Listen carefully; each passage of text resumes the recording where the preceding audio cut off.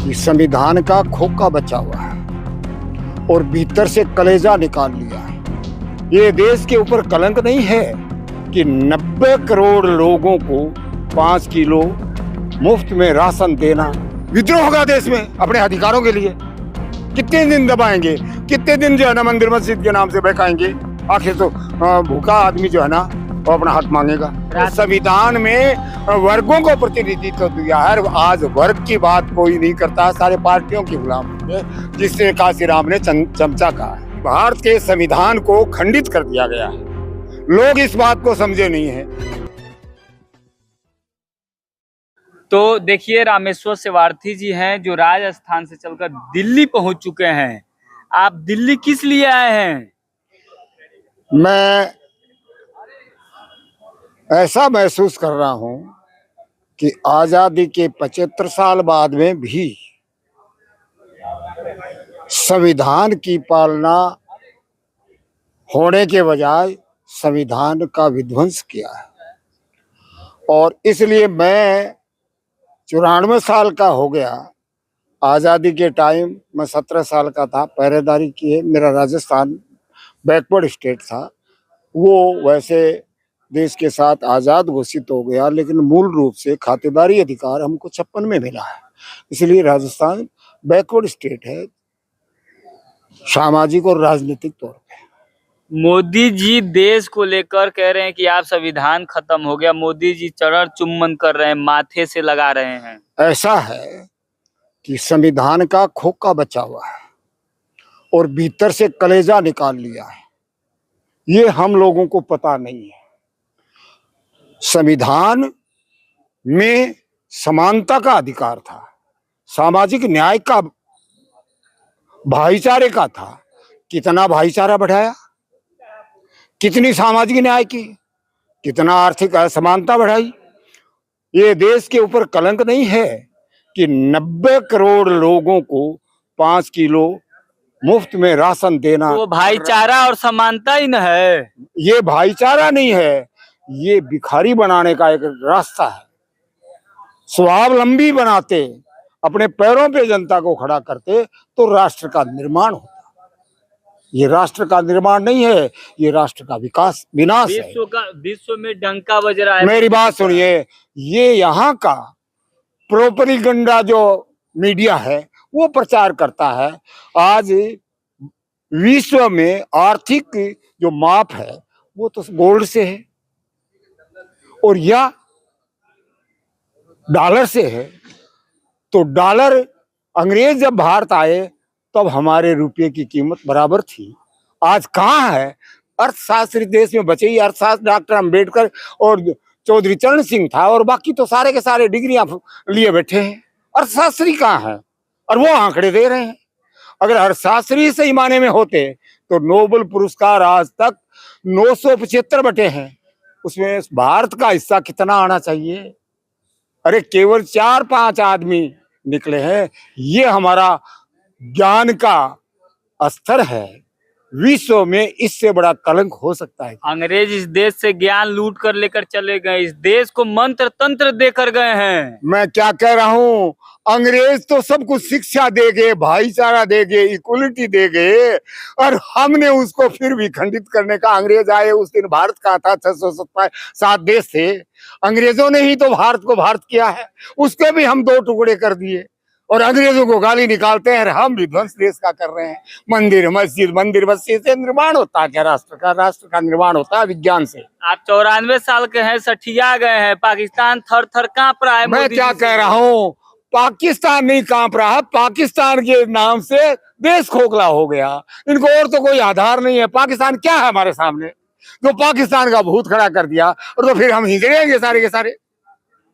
China को मोदी जी लाल आंख दिखाते हैं। मैं तो क्या कह रहा हूँ, इससे बड़ा पतन क्या होगा? चाइना का आंख दिखाने की हैसियत ने हमारा कुटीर उद्योग सारा बंद कर दिया। अगर चाइना का माल नहीं आवे तो भारत तो नदन पड़ा है।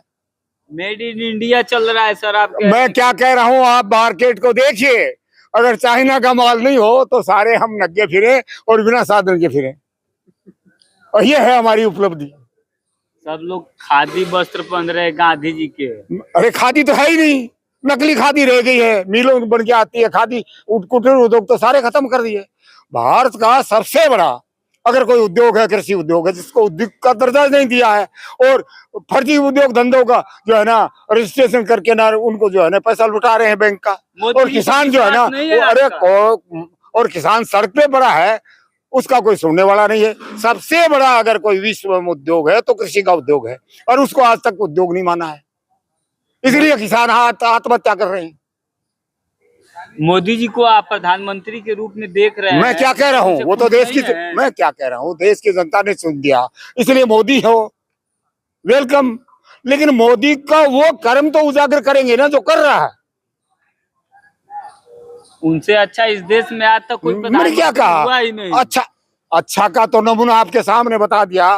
आज भारत के संविधान में SC ST OBC का कितना प्रतिनिधित्व होना चाहिए?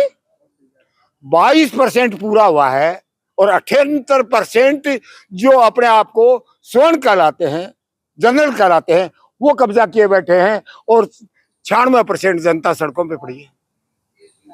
पूरे शासन प्रशासन में आज तक राष्ट्रीय स्तर पे SC ST OBC माइनॉरिटी का प्रतिनिधित्व 22% है। तो 75 साल इन्होंने खाया है, तो मैं तो ये कह रहा हूं कि उनको माल खिला दिया, अब इनका बैकलॉग पूरा करो। देश को अगर जिंदा रखना है तो, और किसान मजदूर को जिंदा रखना है। क्या लग रहा है आपको कि SC ST OBC को आप मेरी बात सुनिए, नहीं देंगे तो विद्रोह होगा, उसकी जिम्मेदार मोदी होंगे। क्या होगा? विद्रोह होगा देश में अपने अधिकारों के लिए। कितने दिन दबाएंगे, कितने दिन जो है ना मंदिर मस्जिद के नाम से बहकाएंगे? आखिर तो भूखा आदमी जो है ना वो अपना हक मांगेगा। राशन दे रहे हैं, खाना खिला रहे हैं, आप कह रहे हैं मेरी बात सुनिए, अरे काम देवो, हमको भिखारी क्यों बना रहे हो? राम मंदिर देश में भव्य बनवा दिए। मैंने क्या कहा कि राम मंदिर से किसका पेट भरा, किसका विकास हुआ? सबका हुआ, देश का हुआ। मैं कह रहा हूं विनाश हुआ है, मैं सिद्ध करके बताऊं। बताइए कैसे विनाश हुआ? जितना पैसा आया है उसका हिसाब दो। जिन लोगों ने राम मंदिर बनाने में योगदान किया उनका पुजारी कोई है तो बता दो। आपका काम है खेती बाड़ी करना, तो आप जाके पंडिताई करेंगे। मैं एक बात बता रहा हूँ, किसी का लिखा हुआ होता है क्या? पंडित जिसको ABCD का ज्ञान नहीं, वो पंडित कैसे हो सकता है? पुजारी तो ज्ञाता होता है जन्म से। अरे जन्म से तो हम पशुवत थे, जन्म तो समान है, पंडित कहाँ से आ गया? जो पंडित कुल में जन्म लेगा। मेरी बात सुनिए, वो पंडित हमको नहीं चाहिए, हमको तो हमारे समाज के पंडितों से काम चलाना पड़ेगा। तो इन पंडितों का बहिष्कार करेंगे? मैं क्या कह रहा हूँ, हमारा कोई ठेका है क्या? हम हमारे बाप दादों को पालेंगे, उनको पालेंगे। आपके हाथ में तथागत गौतम बुद्ध की किताब है, आप इस पर क्या कहेंगे? बुद्धि में ही भारत का संविधान है। समानता, भाईचारा, मैत्री, सामाजिक न्याय, ये सारा, और इसको मिटाने का जो काम करता है वो भारत का सबसे बड़ा शत्रु है। अगर आप बुद्ध को मानते हैं तो मैं बुद्ध को नहीं, मैं आज की तारीख में भारत के संविधान को मानता हूं, और समान उसमें जब सामाजिक न्याय के हिसाब से इलेक्टेड, सेलेक्टेड, नॉमिनेटेड सब में हिस्सेदारी का प्रोविजन है। आज तक सेलेक्टेड और नॉमिनेटेड का तो पद भरा ही नहीं गया है, और हमारे देश में ये हमारे जो रिजर्व वर्ग के आदमी है उनको पता नहीं है कि नॉमिनेटेड पर क्या होता है। 131 जो सांसद होते हैं वो मेरी बात सुनिए, भारत के संविधान में कहीं पार्टी प्रतिनिधित्व तो नहीं है, वर्गीय प्रतिनिधित्व है, SC ST OBC और जनरल। ये लोग सारे पार्टी के प्रतिनिधि हैं। संविधान में पार्टी का भी प्रतिनिधि। और मैं क्या निवेदन कर रहा हूँ, संविधान में वर्गों को प्रतिनिधित्व दिया है, आज वर्ग की बात कोई नहीं करता, सारे पार्टियों के गुलाम हो गए, जिससे काशीराम ने चमचा कहा है। तो आप कांसीराम की विचारधारा वाला तो मैं कांसीराम विचार नहीं कहा, वो उद्धृत कर रहा हूं। मैं मेरी विचारधारा भारत के संविधान की विचारधारा रखता हूं। जो भारत का संविधान कहता है वो नहीं करता है, वो संविधान विरोधी है। तो वो तो मोदी जी कर ही रहे हैं सारे। मैं क्या कह रहा हूँ, कर रहे हैं। मैंने क्या कहा कि भारत के संविधान को खंडित कर दिया गया है, लोग इस बात को समझे नहीं है। तो आप आज अपने मुंह से कहेंगे तो नहीं ना खंडित कर दिया गया है ये? खंडित कर दिया। जब संविधान में वर्गीय प्रतिनिधित्व का प्रोविजन है, उसको हटा करके और सवर्ण समाज के आईएएस लेवल के आदमी ले लिए, इससे बड़ा समाज संविधान की हत्या हो सकती है क्या? चलिए शुक्रिया दादा, आप यहाँ राजस्थान से चलकर आए, 94 की उम्र हो गई है और आप अपने हक और अधिकार की लड़ाई लड़ रहे हैं। आपको बहुत बहुत धन्यवाद जो मेरी बात को सुना और सारे देश को पहुंचाएंगे। ठीक है, धन्यवाद। शुक्रिया दादा।